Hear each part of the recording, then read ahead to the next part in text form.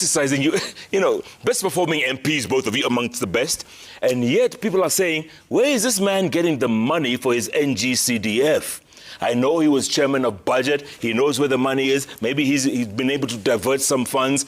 Break it down for us without being too technical. I'll not be I think the first part was very jargon-oriented because economics doesn't have times. If you have to say GDP, it has to be GDP. Sure. I'll be brief, but let me give you why we do it. Because it's deliberate. For Kenya to grow, and as I keep talking about it in this show, education has to be at the center of it. Yeah. Because to increase productivity per person, this is it, Jeff. Kenya has 50 million people. South Korea has 50 million people. South Korea has wealth per person, GDP per capita of around 36,000. Kenya, 3,000. 3,000.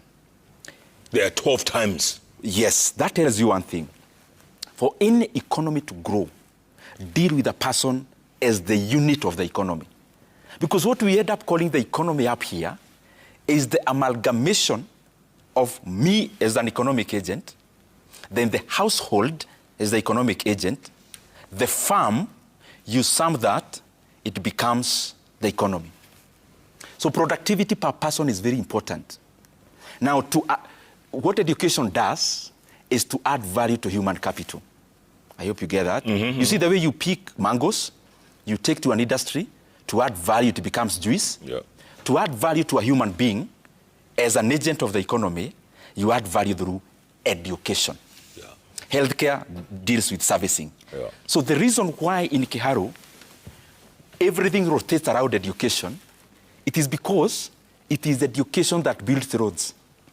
It is investing in education that builds all the other things. And I'm not saying we don't do those things, but I'm just saying why most of the things around CDF in Kiharu rotate around there. Now, Kiharu has 112 public primary schools. It is the largest, it's the top 2 largest rural constituency from our region. So it's a very large constituency. Because our 2 neighbors combined, Madhya and Kagema, you know those places? Kiharu is still larger. But I'm saying that in good faith, just for comparison purpose. So out of all, and I'm coming now to answer your question, but I have to paint a picture so that we see what is doable in Kenya. Of all the 112 public primary schools, all of them are well done. We built classrooms where we needed to build, renovated the old structures, and all pupils in Kiharu, they step on tiles. I know for you, Jeff, tiles is not a big deal. Yeah, I was saying, okay, so what's the big deal? Yeah, I know. But I'm sure most of the people are relating. Yes. The kind of rural schools that we have. Yes. We have 65-day secondary schools.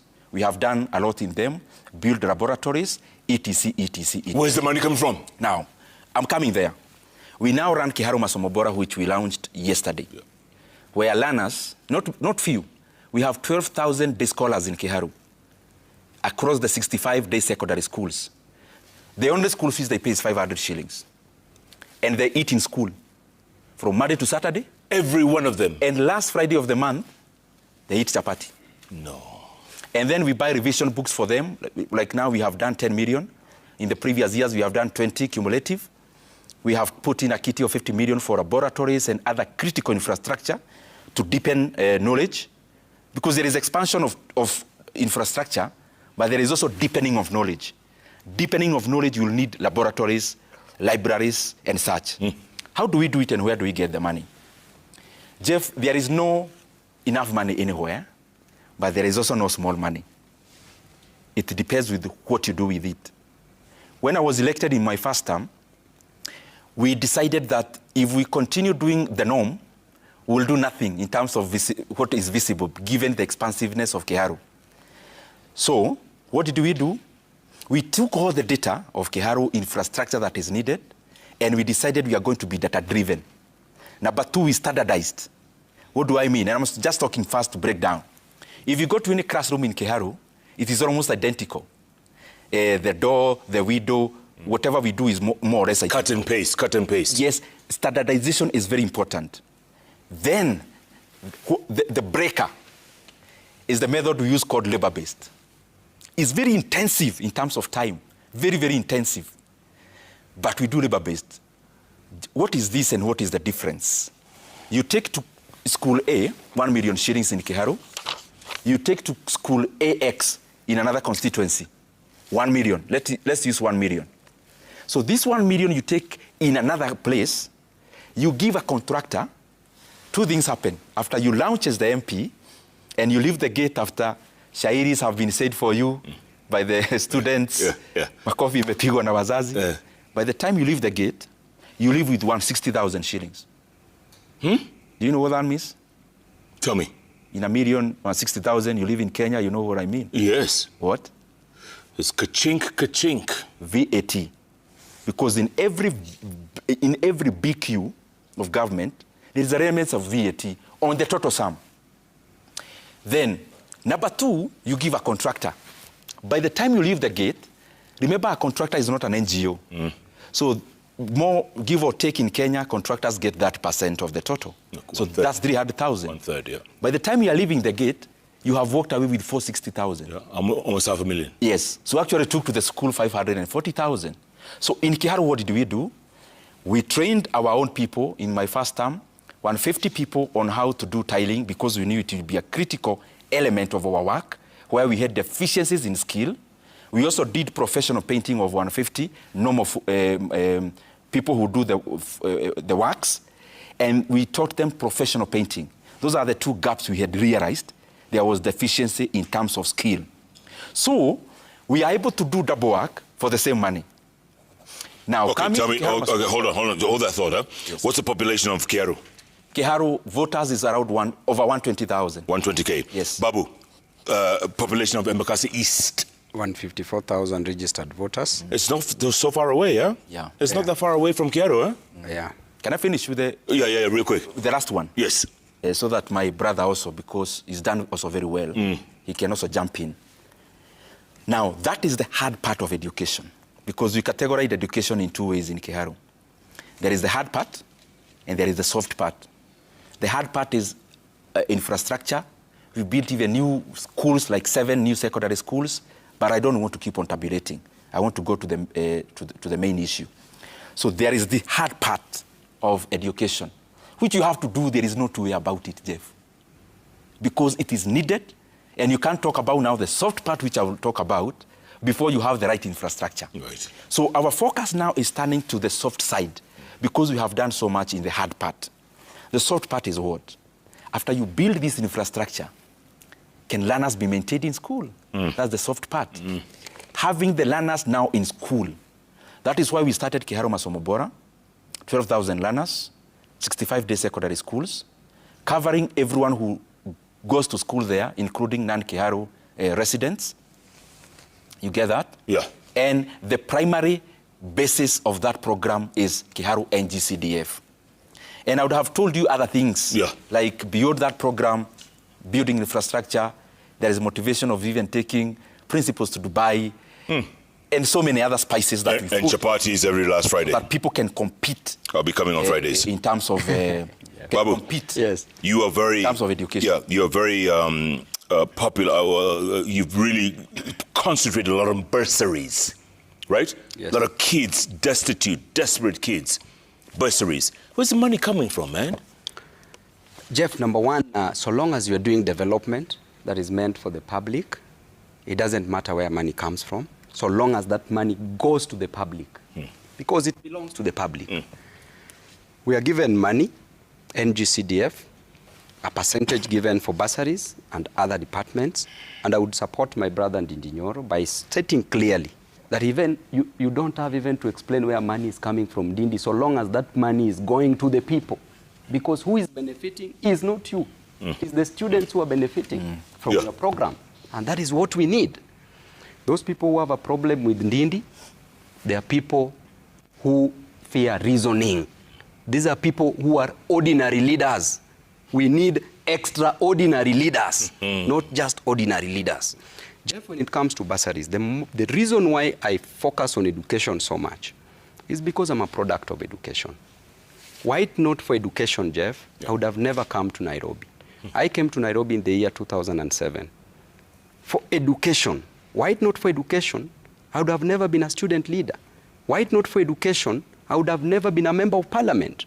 Jeff, the same opportunity that I was given while I was in primary school, while I was in secondary school, while I was at the university, is the same opportunity that I wake up every single day in the morning to give to a child, to put a smile on the face of that child. Because I know, Jeff, that if a parent tells me that their children have no school fees, at some point in life I lacked fees. I know what it is to lack fees. If a parent or a person tells me that they are sleeping without food, they are going hungry, I know what hunger is. I've slept without food at some point in my life. And therefore, because of that, Jeff, I know what my mom went through. We held our first fundraiser, Jeff, to take me to Kisumu Boys High School. The guest of honor, a respectable man that up to date, I educate his child. And it is because of the love that I have for him. What he had, he gave us all. He had 200 shillings. We collected a total of 900 Kenya shillings. 900? 900 Kenya shillings. But people were coming so happy to contribute for me. The house was full. Removing 10 shillings, 20 shillings. Because of that 10 shillings, Jeff, I'm here today as a member of parliament. And that is why when it comes to education of a child in this nation, I will do everything and stop at nothing to ensure that I give my people bursaries. And I'm going to do it from the date 20th day of January 2026. I'm going to communicate on my program on how I'll issue bursaries to my people. Because, Jeff, I would rather not build roads, but educate a child. That child will come and build roads. Because I can build a road after 10, 15 years, the road is done. But if I educate a child, that child will come and build these roads. Jeff, a parent, even those who didn't go to school like my own mom, wakes up very early in the morning just to sell mboga. Very early in the morning, doing very odd jobs. You get out of this place, tomorrow morning when you come here, Jeff, you will find our mothers outside, here, going to wash clothes, seated in rain. At Kasuku Center, I see them all the time. Jeff. Yes. Just looking for 200 shillings so that they can educate their children. But I want to advise them never to give up. It doesn't matter how much time it will take, but that child that you are struggling for as a parent, one day will remove you from that son. So why, Didi, why are MPs from Wajir or Northeastern, why are they criticizing you then? What's the deal? Jeff, if I can defend my brother. Yes. They lack a vision. That is as simple as that. They are on a mission, but they lack a vision. A mission to destroy the lives of those who elected them. But we have a vision to transform this nation into a better place. Jeff, me and you, we individuals, life is temporal. Tomorrow we will not be here. The greatest legacy that I want to leave behind is a legacy that I will be told that you took my child to school. That a person one day in life will tell me, Babu, because of you, I'm a doctor. Because of you, I'm a teacher. Because of you, I'm a business person. That is the legacy that I want to leave. Jeff, let me tell you one thing as a leader. That a mango does not eat a mango fruit. A guava does not eat itself. The mango fruit is eaten by the eater. But the MPs who are criticizing development, they are mangoes who are eating themselves. For us, we want to offer. We want to offer to be eaten. We want to offer to be used, even misused by our constituents, as long as we deliver them to the city of victory. I think on that question, Jeff, I also want to extend respect to the leaders because they're not respecting you. Clearly, they're not respecting you. I have not seen any, unless maybe I have not seen any directly doing so, because and I'm saying so because every area has its own dynamics, and nasijaribu kutetea mtu. And they have their own whatever they want to achieve. And I think what we are doing is just to show that there are some things that are doable.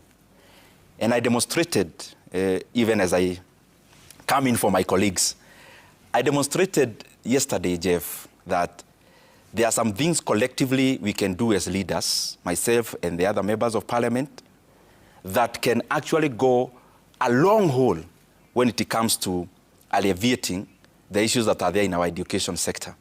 And I'll go direct, and especially to the senior secondary schools and the solution we can provide, not just talking, but actually together provide. The current enrollment in our senior secondary schools is maybe around 3.2 million learners.